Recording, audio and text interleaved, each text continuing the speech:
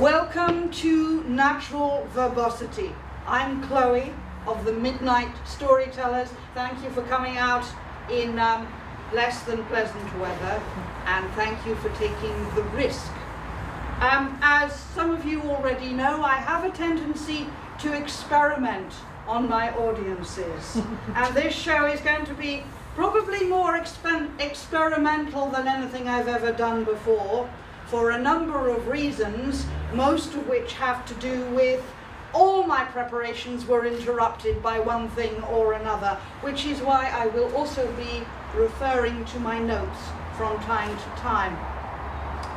What I do want to do, if we get time at the end of the set, is a game that I know audiences enjoy, and that's the instant story game.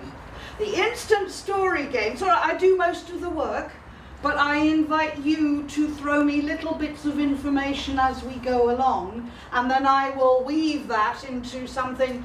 Yesterday was surreal. Yesterday we had a duck who couldn't swim.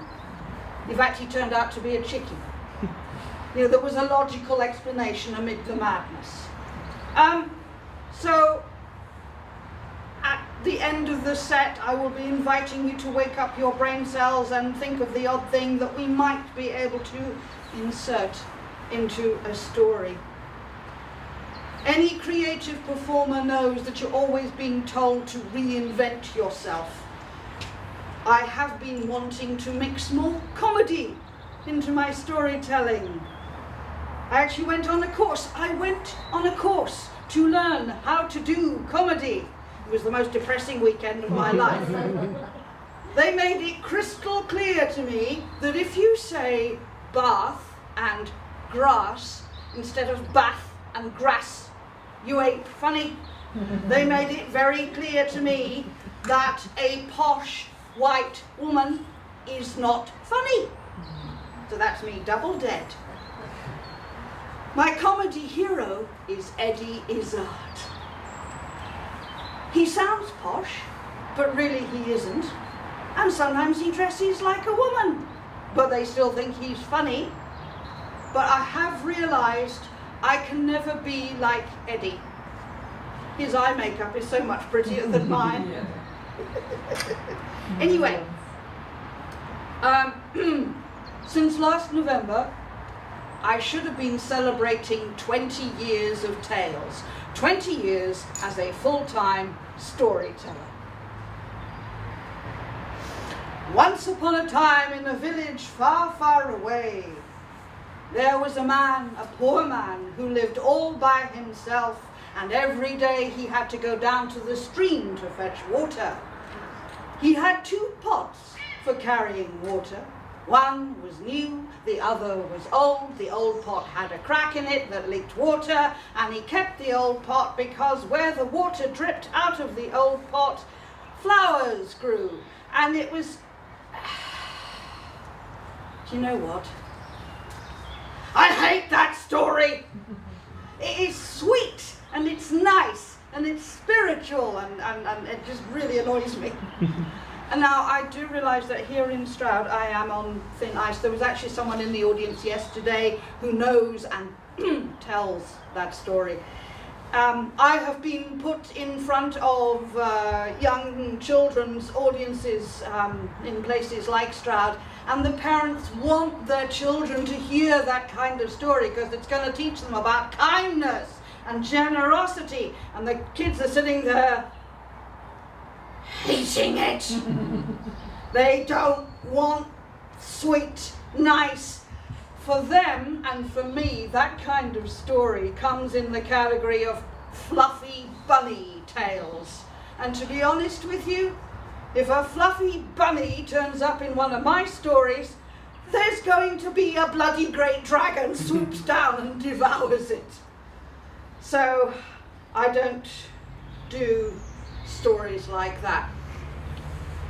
The problem is this: 30 years after the Great British Storytelling Revival, the Great British public still think that storytelling is toddler fodder. Let me explain. if I'm hired to entertain at a wedding, I hardly ever get in front of the bride and groom, even if they are the ones who booked me. Oh no. I get shoved in a side room where they've parked all the children to keep them out of the way of the adults having fun. It stinks in there. And I'm on my own, and I've got to do 45 minutes of entertainment for an audience whose ages range from about 3 to, let's say, 13 or 14. Talk about resentment. They hate me on sight. They will do anything, and I mean anything, to wreck the show. Gratuitous screaming. They start fights. They piss on the cushions.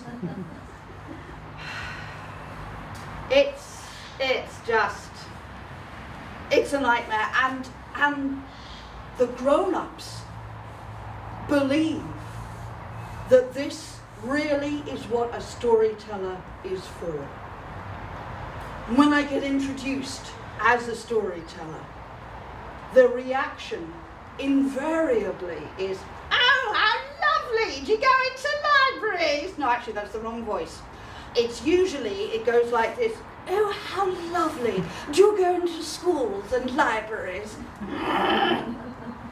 How do I explain? How do I explain to them that anyone under about 9 doesn't get me? You know, this voice, the look in my eye that I learned from the Paddington Bear stories, you know, the special stare. I'm overwhelming for very small, young audiences. I don't really do ickle kiddies. But once in a while, schools do book me. So I will go in costume and in character as the Dragon Whisperer. This voice, this look, that costume, dragon puppet, the children believe that I am the world's only living draconics expert. They'll buy that, but the problem comes because the school wants to get their money's worth. So, "Oh, while you're here, would you mind," the phrase that puts chills down my spine, "while you're here, would you mind doing an assembly for the whole school before you do your workshops with the years 5s and 6s? Okay, so I'm in the big hall. The year 5s and 6s are at the back. I've got to reach them, I've got to engage them and grab their attention really quickly, because already they're thinking it's time for them to go outside and have a cigarette. But right in front of me, literally at my feet, are the stickies. You know who I mean, don't you? The infants, the reception, the year 1. And my voice is projecting over the top of them, and it's too much. I am telling that story, and the little ones are running for their lives. They're in floods of tears. They have to go and get cuddles from teacher. I mean, you know what? You wouldn't do it to an opera singer. You wouldn't do it to a comedian. Why do they do it to me? From the start, my mission has been to boldly take performance storytelling where it's never gone before. So I perform in untraditional places, like a bandstand in the rain. I perform everywhere from garden parties to cruise ships. So all that's gone this year. I'm trying to evolve the material, letting in a bit of fresh air, a bit of creativity to the way that I tell traditional tales. I'm mixing in true life tales, personal stories, even UFOs. Now, in America, this has already been happening. It's been happening for the last 10 years or more. Think of the moth in New York. But we're British. It takes us a while to get used to new ideas. We don't like that sort of thing. Well, I'll tell you now, ladies and gentlemen, that storytelling in Britain is in danger, as far as I can see. If storytelling in the UK doesn't change doesn't grow, if it doesn't welcome new ideas and styles and technologies, if 21st century storytelling doesn't give audiences what they can understand and enjoy and want more of, then live storytelling is going to do worse than die. It's going to fossilize. And for 20 years, I've been watching that fate creep up on storytelling. All right, I'm not going to overrun. Let me try something on you. There was a traditional story that a friend of mine used to tell. And by a traditional story, I mean, you know, kings and palaces and swords and horses and carriages and nothing that a modern audience actually has any concept of. She was just starting to tell this story to an audience one night, and in the audience somebody's mobile phone rang. And on the spot, my friend transposed the whole story into a new setting, and we've done it that way ever since. The other thing I'll tell you about this story is it doesn't have a conventional ending. There was once a husband and a wife. They lived in a very nice new build house on the edge of a Cotswold village. You know how there's lots of new build estates on the edge of Cotswold villages. So they had one of those, they had 2.4 children and very busy lives. The husband travelled on business. The wife did the childcare, did the cooking, did the housework, and to top up their income, she did a little trading on eBay. She'd converted the spare bedroom into a home office. He was away a lot, but they were in touch. They communicated. I mean, they sent each other emails. He would always text her as soon as he arrived at his new location. They had WhatsApp, they had Skype, they had Zoom. They did it all. They believed they were talking to each other. Inside the woman were a song that she'd never quite finished making. She'd never actually sung it out in full. And she also had a story that she never quite got to the end of it, never wrote it down, never told it. An unsung song and an untold story. You know, sometimes when you're driving and you're on your own, you can practice singing, can't you? And there's no one to tell you off. There's no one to criticize you and tell you you can't carry a tune in a bucket. So she'd be working on the song as she drove to fetch the kids from school. And the melody would be just about right, and most of the words were there. And then she'd be just ready to sing out like a whole verse, and her hands-free mobile would buzz. And because it might be the school, it might be her husband, it might be something to do with business, she had to push the song to the back of her mind and deal with the call. Sometimes, when she was sitting at her desk, there might be, a whole 45 minutes before she had to start cooking the kids' tea or do another eBay auction. She'd open a new document. And she knew the secret of creative writing. You never face an empty page. You always write a title, so that you got something there. And then the story, the plot, the words would be lining up in her fingers, ready to pour out onto the keys. And ping! You got mail! And because it might be her husband from some far-flung destination, it might be something to earn her money, it might be something to do with the kiddies, she'd have to push the story to the back of her mind and deal with that communication. Over time, the unsung song and the untold story within that woman, by the way, I ought to add here, They could just as easily have been within the man. It just happened to be the woman in this story, okay? Over time, the unsung song and the untold story realized they were causing the woman stress. And one day, that unsung song and that untold story jumped out of the woman and turned themselves into a hat and a coat and hung themselves on a peg in the hallway. And nobody noticed. Until the husband set off on another business trip. Off he went, got to the airport, his flight was cancelled. His flight was so cancelled, there wasn't going to be a plane, a train, or a camel to get him where he wanted to go. And he was just about to phone the office and rearrange everything when the thought struck him. He was booked out for a whole week.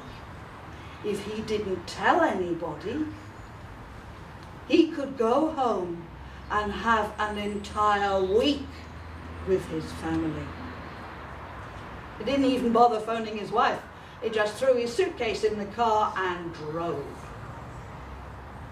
Of course, by the time he got back to the Cotswolds, the last birds were singing. It was quite late.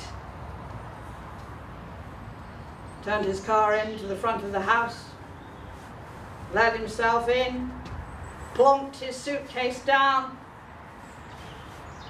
and there, on the peg, were a man's hat and coat that he did not recognize.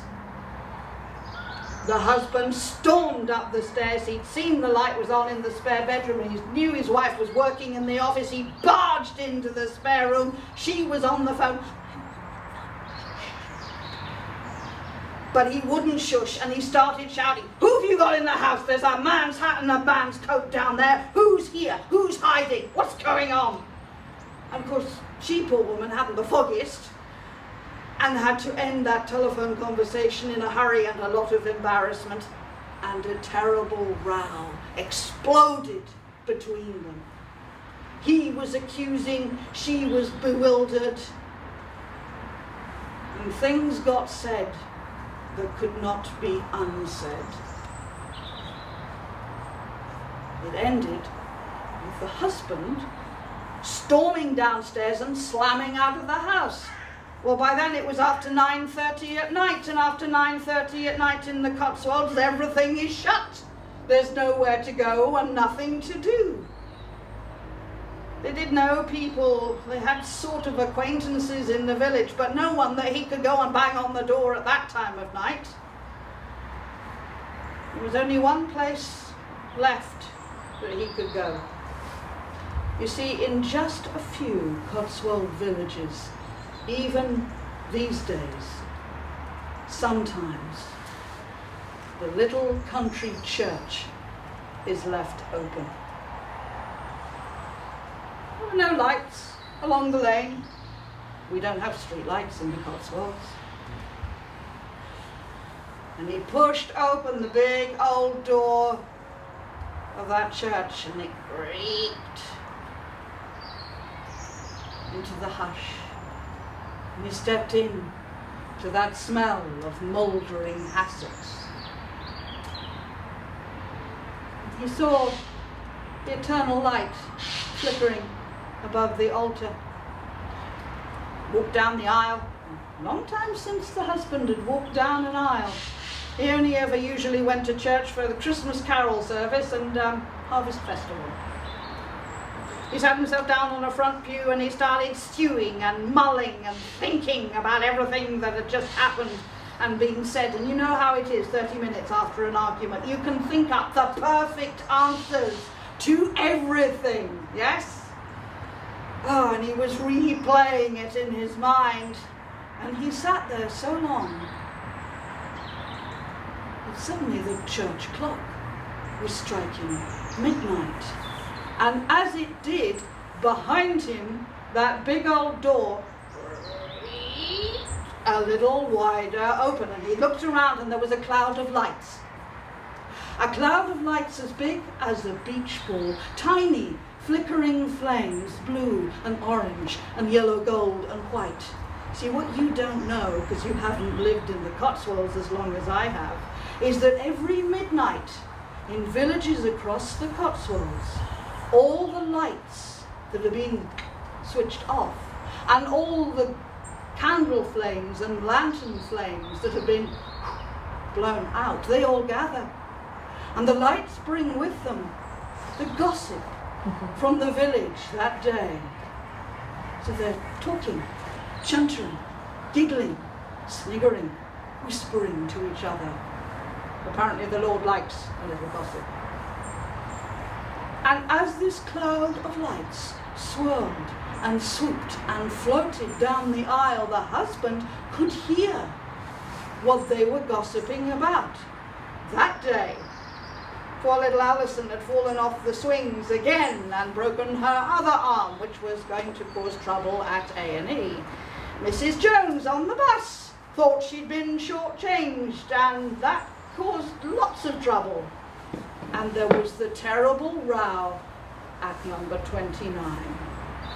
And the husband had to sit there cringing as he heard a blow-by-word by blow replay of the row between himself and his wife. But the lights also spoke about that hat and that coat, the unsung song and the untold story. And the husband took it all in.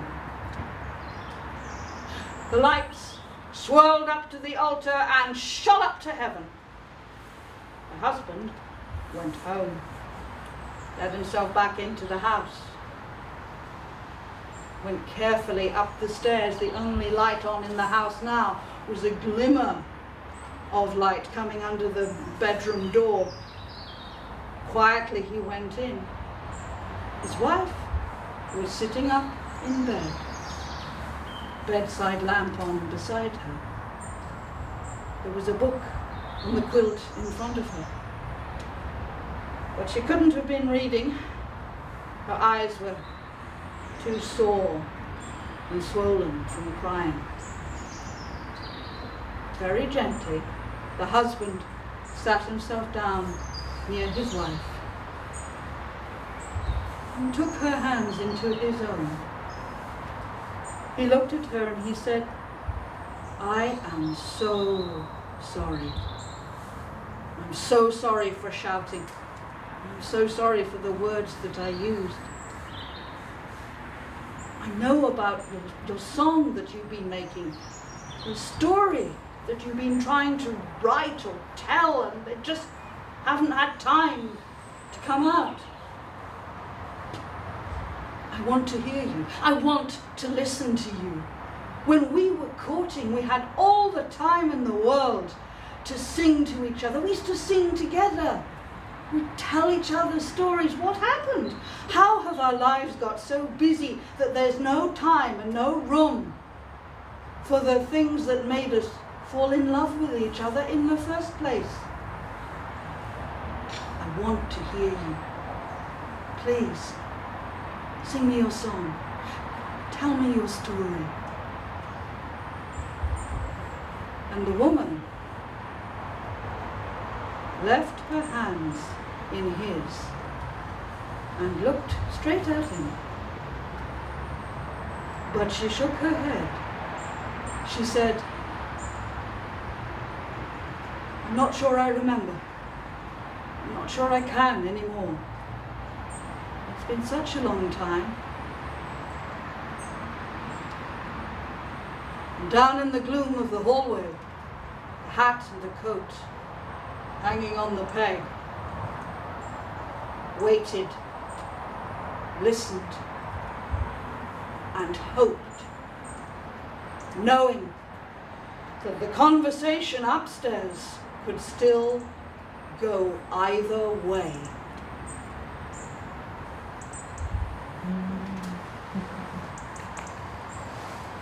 Yes, you can applaud if you want. Don't be shy. This isn't Shelton. So, that's a story that, if you like, has been updated, except that the core ideas, of course, are unchanged.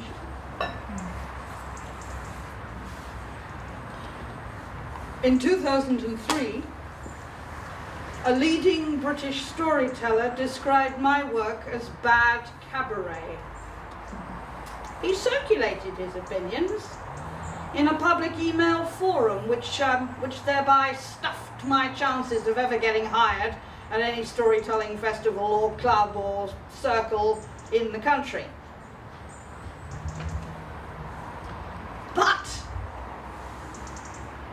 I was forced to reach out to new audiences. I was forced to boldly take storytelling where it has never gone before. I was forced to go outside the storytelling circuit. And I've called what I do story cabaret. I'm an entertainer. It does what it says on the tin. I'm grateful to the bastard. As you can see, I am not an entirely easy person to be around. And living with a Chloe, that's not easy at all. This has affected my dating history. When I hit my mid-40s without one successful relationship, finally, of course, it dawned on me what I was doing wrong. I finally twigged. I was committing the ultimate sins for an English female. I had a personality and functioning brain cells, and I was failing to hide them. This terrifies most British men. Now, I did know since my early teens that the pool of potential mates for me was always going to be small. I mean, I was looking for someone who would be an equal partner. I was looking for a bloke who'd get the joke. I was looking for a man who wouldn't be intimidated when I used long words. So it got to a point, and I paid a lot of money to join a dating agency. I like living in the countryside, so they sent me to meet a sheep farmer from North Wales. I was completely up for that. I drove to Shrewsbury, 3 hours on the road. And then I spent 2 hours in a grotty restaurant listening to this man expound his loathing and hatred of the English and describe in detail how he'd changed the registration number of his car to reflect the area of North Wales in which he lived. Then I paid my half of the bill and drove home. It got unpleasant. I mean, lack of a social life, doing without sex. I got depressed. I got clinical depression. So I then got medication and I got therapy.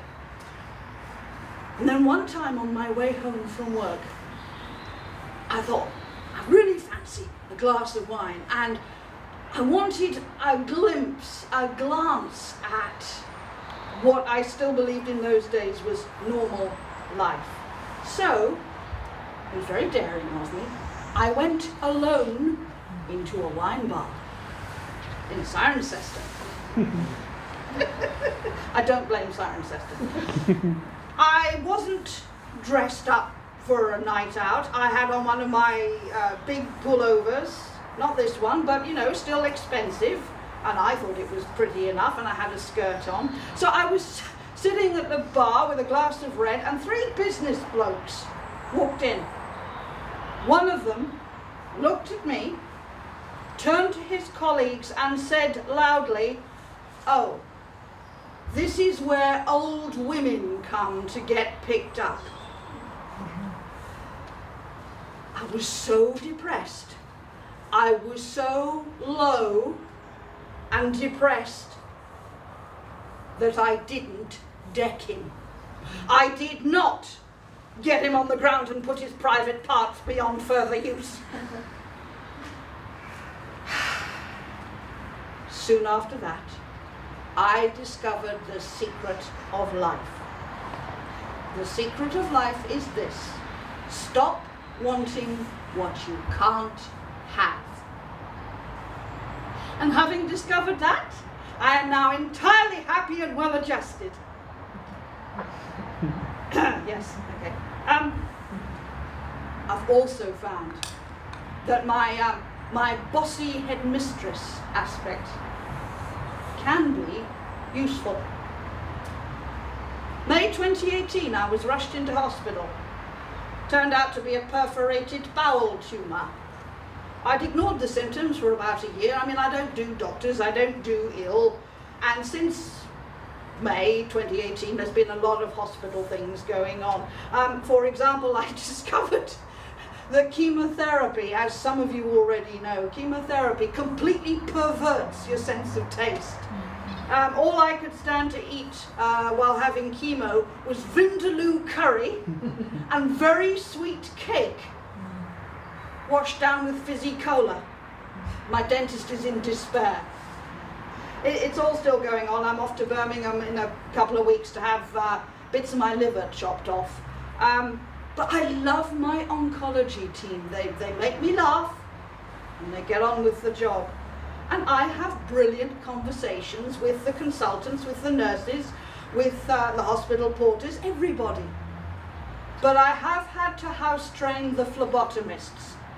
Yes, I can say phlebotomist. Fun, isn't it? Possibly not after the third PIMS.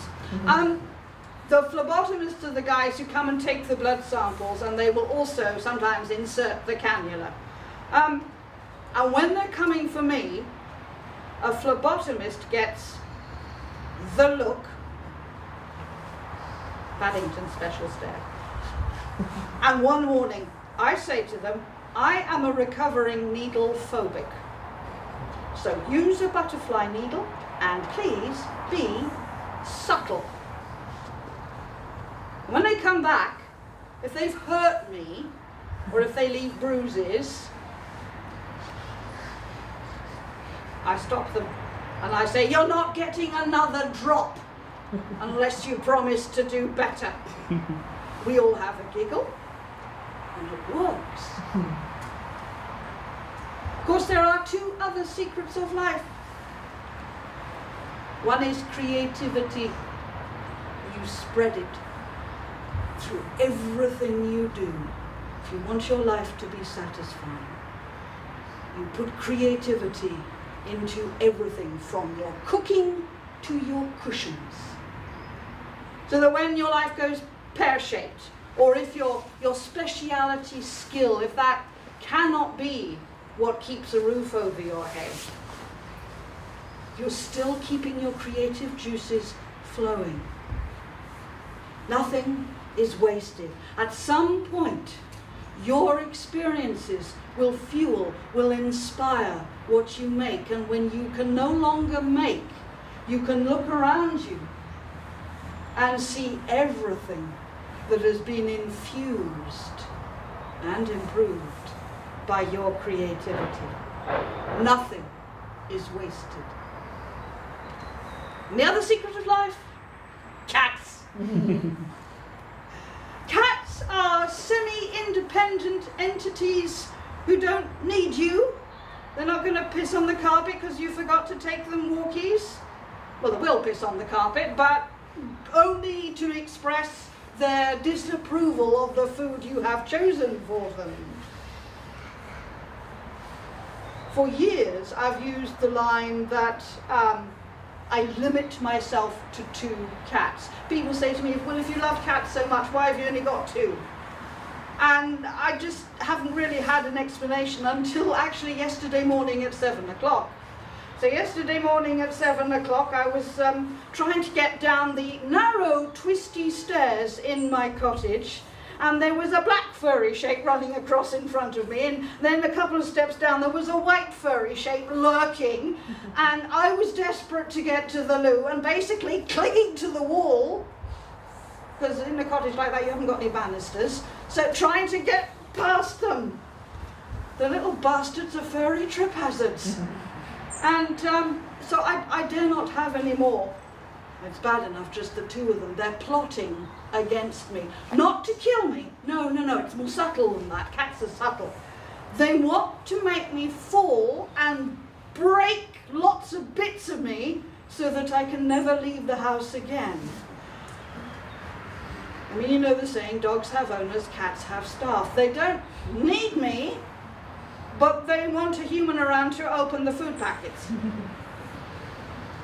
So, timing's good. I've nearly delivered all the promises that I made in the blurb for this show, because you have to write the blurb for the show like 4 or 5 months before you actually create the thing.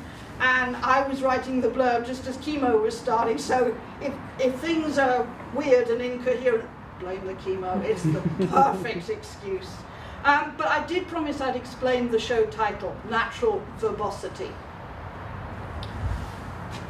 You can imagine I was a bookish child, not popular, but highly literate.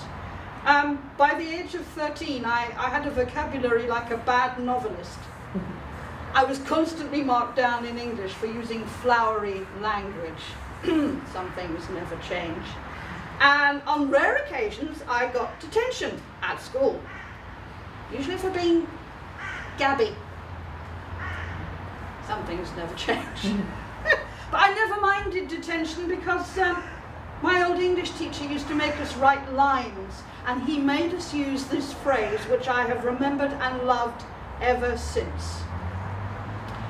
My natural verbosity is in direct antithesis to the successful culmination of my academic career. Isn't it gorgeous? And if you can say that after 3 pins, you are a genius. So, I've done a lot of work. Shall we play the instant story game? Ladies and gentlemen, it's time for the instant story game. Woohoo! Thank you. Yes. Yes, you need to have a wriggle and warm yourselves up. We won't run for more than a few minutes. So a good story starts once upon a time there was... No, wait a minute. Once upon a time in... Where are we going to set this story? It could be inside a genie's bottle. It could be in the mountains of New Zealand. Where would you like to set this story? Can we have somewhere nice and warm, please? Swindon. You got anywhere in particular in mind in Swindon? Try not to think about it. Right. Once upon a time in the Steam Museum in Swindon. Okay. Now I was going to say cooking with gas, but actually we're cooking with steam. Yeah, okay, don't get too clever, Chloe. Once upon a time in the Steam Museum in Swindon, there was our hero of the story. Who is he or she or it? Who would you like to go on an adventure? I think it's someone delivered in a box, but I don't know who it is. I There was a delivery. I was thinking a cat. Okay. In a box. One morning at the Steam Museum in Swindon, staff were astonished when they opened up the front door to find a box with air holes. And when they went to pick the box up, the box said,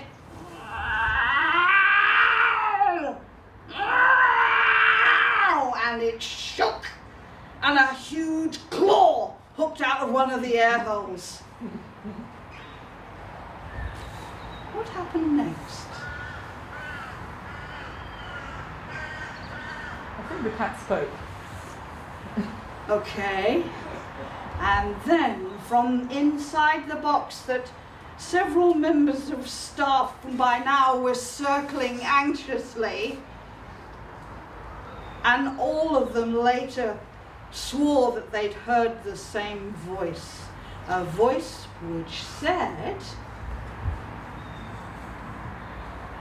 Hello. My name is Stroud. Hello.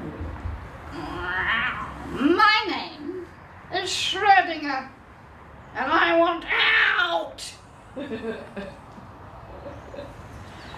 So the Steam Museum staff, who could cope with things mechanical, who could cope with valves and scorching steam and safety,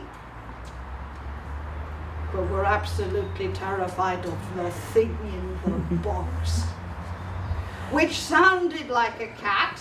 If it wasn't for the convention of quantum physicists, which was held at the museum that afternoon, they were going to get rid of the cat, but they thought, let's keep the cat. I'm loving this, I'm loving this. Of course, the museum had to make extra money by holding events.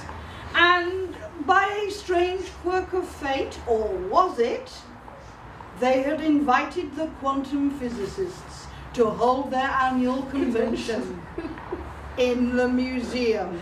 Well, a good scientist likes to look at an old steam engine or 10. So then the staff wondered if it was some sort of practical joke, because a good quantum physicist is quite capable of rigging up a microphone and a lead and to set up some kind of interactive trick in a box on a doorstep. So one member of staff,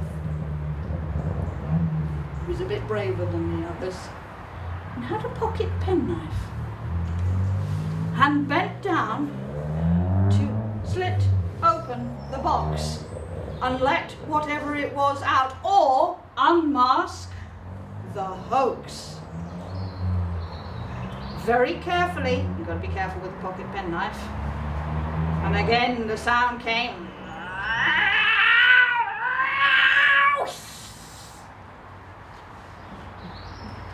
What happened next?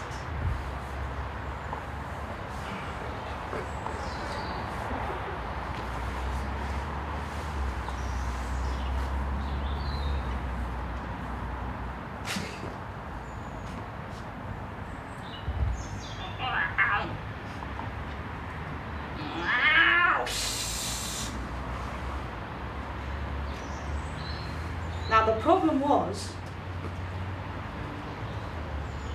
you don't want to risk your fingers, do you? With whatever that might be inside the box. So they've got a bit of an impasse there. What are they going to do? They want to open it, they want to look, but if it is fierce and it's got claws and possibly teeth and catitude, how are they going to solve the open the box problem? They get some oven gloves from the staff kitchen. Yes. I have actually done this with certain cats. Actually, they got oven gloves and a towel, a kitchen towel, because you know the vet thing, wrap a cat and you've got half a chance of it not shredding you. Mm-hmm. Was Schrödinger's cat going to shred them? So, there was one member of staff with tea towels at the ready, the other member of staff with oven gloves. Da-da, da-da, da-da, da-da, da-da, da-da, and they opened the box and... It was a really tiny kitten. Cowering in the corner of the box was a little bundle of fluff. Kind of ginger and white. Common or garden moggy bundle of fluff. That was still trying to say. What had happened, of course, was that the acoustics of the box had amplified the mew, the kitten's mew, in the most extraordinary way. Or was it just the box? Because, ladies and gentlemen, as the staff lovingly scooped up the kitten and held it close to keep it warm, and sent each other off to get water and kitten food and all of that. And the kitten was conveyed carefully and lovingly into the museum. What they didn't see was as it looked around from under its long, long lashes, a fiery glint of red in the kitten's eyes. Dun, dun, dun, dun. Ladies and gentlemen, give yourselves a round of applause. Our fabulous invention. Thank you so much for all of those. And that brings us to the end of natural verbosity, which of course is completely natural. And I've only practiced 20 years to be this spontaneous. You have been an absolutely gorgeous audience. Thank you so much for making this a lot of fun for all of us. Thank you. I have been Chloe of the Midnight Storytellers. Thank you and good night.